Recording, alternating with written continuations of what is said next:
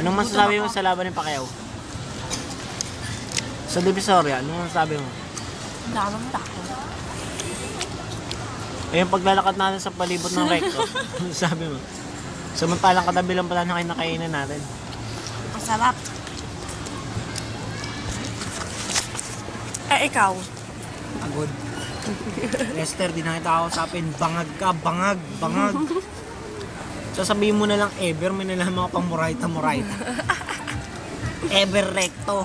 Ha? Claro M. Recto. Ever. Ha? Protesco. Gutesco, yun lang. Ito naman kita Moraita para ka nagahang. Yung malaman ko sa damot.